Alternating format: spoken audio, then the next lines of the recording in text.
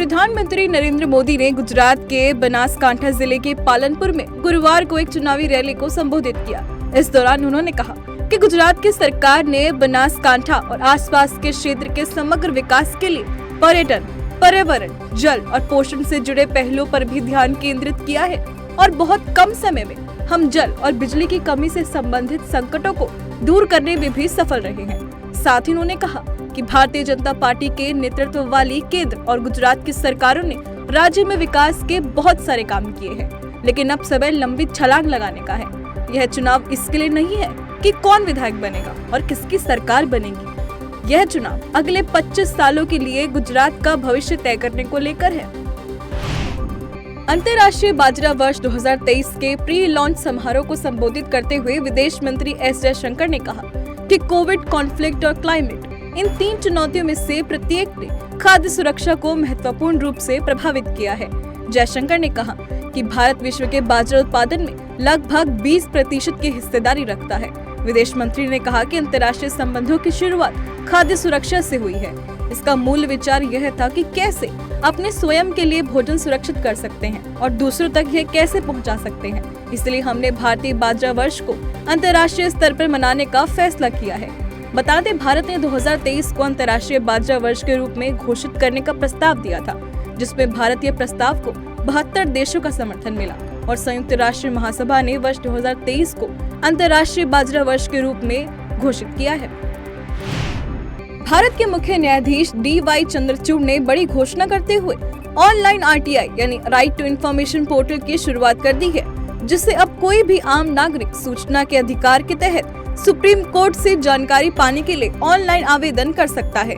Online application डालने के लिए आपको registry.sci.gov.in/RTI ऐप पोर्टल पर जाना होगा और सूचना अधिकार कानून के तहत सुप्रीम कोर्ट से जानकारी पाने के लिए ऑनलाइन आवेदन करना होगा। राजस्थान कांग्रेस की अंतर्कलह एक बार फिर सामने आई है। मुख्यमंत्री अशोक गहलोत ने एक बार फिर डिप्टी सीएम सचिन पायलट पर निशाना साधा है। अशोक गहलोत ने सचिन पायलट की आलोचना करते हुए उन्हें गद्दार करार दिया है। उन्होंने कहा कि एक गद्दार मुख्यमंत्री नहीं हो सकता है। हाईकमान सचिन पायलट को मुख्यमंत्री नहीं बना सकता है। एक आदमी जिसके पास 10 विधायक नहीं है, जिसने विद्रोह किया, उसने पार्टी को धोखा दिया, उसने गद्दारी की है।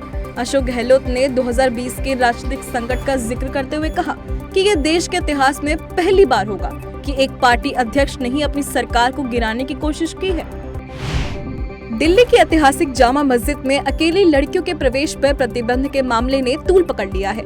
इसके लिए मस्जिद प्रशासन की ओर से आदेश जारी किया गया है कि जामा मस्जिद में लड़कियों को अकेले दाखिल करना मना है, जिस पर एक तरफ जहां कुछ लोग मस्जिद प्रबंधन के इस फैसले को सही करार दे रहे हैं, तो कुछ इसे धार्मिक स्थल पर महिलाओं के साथ भेदभाव के साथ जोड़कर देख रहे हैं। वहीं इस मामले को राष्ट्रीय महिला आयोग की अध्यक्ष रेखा शर्मा ने भी गंभीरता से लेते हुए कहा कि हम इस मामले को स्वतः संज्ञान ले रहे हैं और आयोग द्वारा जामा मस्जिद प्रबंधन को नोटिस जारी कर जल्द ही इस पर आगे की कार्रवाई की जाएगी।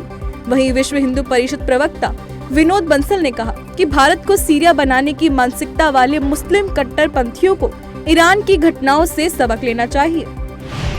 पूर्वोत्तर में मुगलों से लोहा लेने वाले लचित बोरफुकन की आज 400वीं जयंती है। इस मौके पर प्रधानमंत्री मोदी ने देशवासियों को लचित दिवस की बधाई दी और ट्वीट करते हुए कहा कि लचित बोरफुकन अतुलनीय साहस के प्रतीक थे।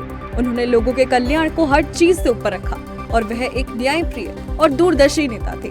बता दें, लचित अपने जज्बे के लिए जाने जाते थे, जिन्होंने कई बार मुगलों को युद्ध में हराया और गुवाहाटी में घुसने से भी रोका था।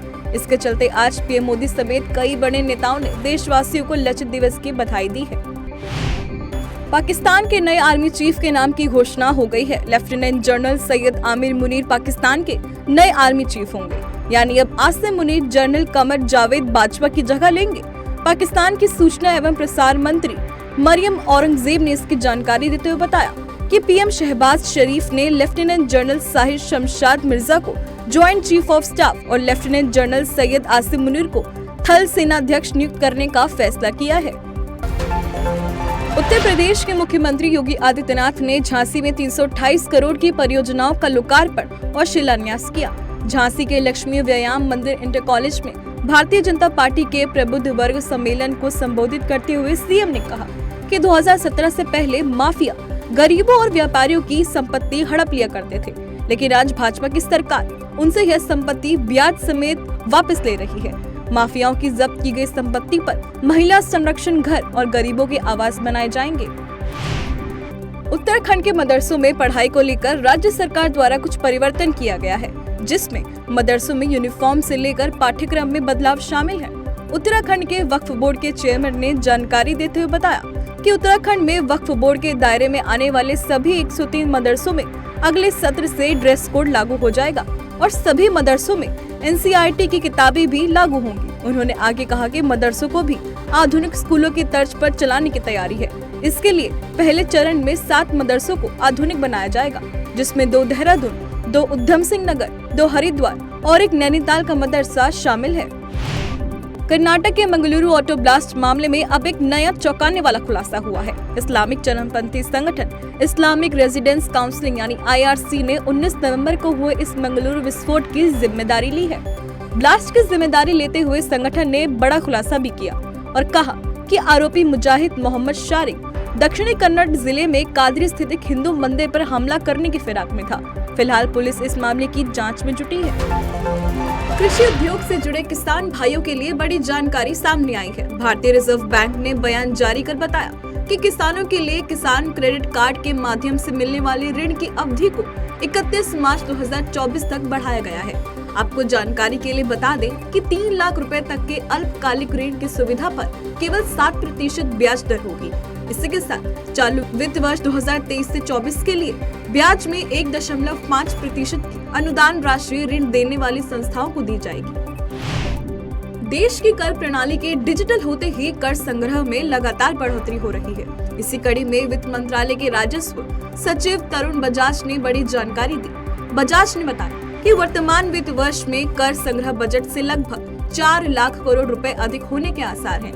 आपको बता दें कि वित्त वर्ष 2022 से 23 के लिए बजट में निर्धारित कर संग्रह लक्ष्य लगभग 27.50 लाख करोड़ रुपए है। इसमें प्रत्यक्ष और अप्रत्यक्ष कर संग्रह क्रमशः 14.20 लाख करोड़ रुपए और 13.30 लाख करोड़ रुपए रहने का अनुमान लगाया गया था, जो अब बढ़कर 31.50 लाख करोड़ रुपए हो सकता है। कतर में आयोजित फीफा विश्व कप 2022 में भारतीय समय अनुसार बीती रात 12 बजे खेले गए बेल्जियम और कनाडा के बीच मैच ने रोमांचक मोड़ लिया। अहमद बिन अली स्टेडियम में खेले गए इस मुकाबले में बेल्जियम ने कनाडा को 1-0 से हरा दिया। बेल्जियम के अनुभवी कोच रोबर्टो मार्टिनेज ने मैच से पहले चोटिल रोमेलू लुकाकू के स्थान पर कमान स्ट्राइकर मिकी बत्सुआई को सौंपी। परिणाम यह रहा कि बत्सुआई ने 1 गोल दागकर जीत दिलाने में अहम भूमिका निभाई। अभिनेत्री ऋचा चड्ढा द्वारा गलवान घाटी को लेकर सेना के खिलाफ किए गए आपत्तिजनक ट्वीट के बाद से सोशल मीडिया पर उनकी कड़ी आलोचना हो रही है। अब फिल्म डायरेक्टर अशोक पंडित ने अभिनेत्री ऋचा चड्ढा के खिलाफ FIR दर्ज करने की मांग की है। बता दें, अभिनेत्री ने आज सुबह उत्तरी सेना के commander lieutenant general Upendra Dwivedi के मंगलवार को दिए गए पाकिस्तान के कब्जे वाले कश्मीर को वापस लेने के बयान को जोड़कर ट्वीट किया। उन्होंने ट्वीट कर लिखा कि गलवान हाय कह रहा है, जिस पर सोशल मीडिया यूजर्स में आक्रोश है और अभिनेत्री चड्ढा की जमकर आलोचना हो रही है। हालांकि चारों ओर से आलोचनाओं से घिरने के बाद ऋचा चड्ढा ने ट्वीट के लिए माफी मांगी है। बता दें, गलवान में वर्ष 2020 में हुए भारत चीन संघर्ष में 20 बहादुर जवानों ने अपने प्राण की आहुति दी थी। भारतीय अंतरिक्ष अनुसंधान संगठन यानी इसरो प्रतिदिन नए कीर्तिमान स्थापित कर रहा है। इसी कड़ी में इसरो ने बहुमुखी साउंडिंग रॉकेट RS-200 का सफल प्रक्षेपण किया। यह तिरुवनंतपुरम के थुम्बा तट से किया गया है। यह इसरो का 200वां सफल प्रक्षेपण है। इस ऐतिहासिक क्षण को देखने के लिए भारत के पूर्व राष्ट्रपति रामनाथ कोविंद और इसरो के अध्यक्ष S सोमनाथ वैज्ञानिकों के साथ उपस्थित रहे।